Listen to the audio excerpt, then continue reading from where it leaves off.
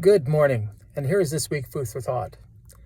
As you can see, I'm not at my typical recording spot, but I wanted to share with you kind of a couple thoughts after an experience that took place when I decided to take my kids out to eat. You see, 25 days ago, I made a New Year's resolution. I don't know about you, do you make New Year's resolutions? You see, the New Year's resolution that I made this past year, I made two. And I kind of see how the two of them are combining. This year, my prayer was that I would continue to grow in my faith and continue to be a faithful dad, a faithful friend, a faithful brother, a faithful son, a faithful pastor. But in that faithfulness, I prayed that I would be faithful to God.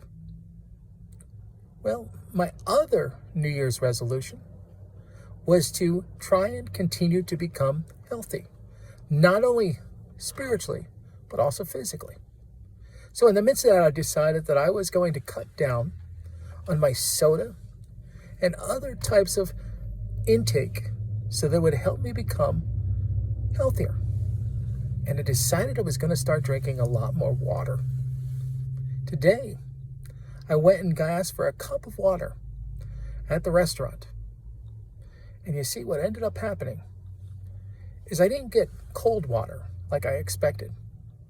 In fact, I wasn't ordering hot water, but I got lukewarm water.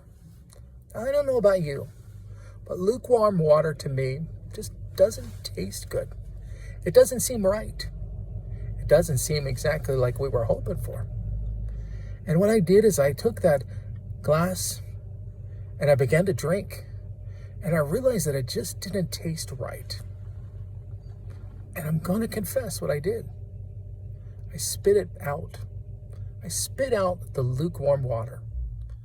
You see, in the book of Revelation, in Revelation chapter 3, verse number 16, Jesus said this to one of the churches as well. I wish you were hot or cold, but because you're lukewarm, I'm about to spit you out of my mouth.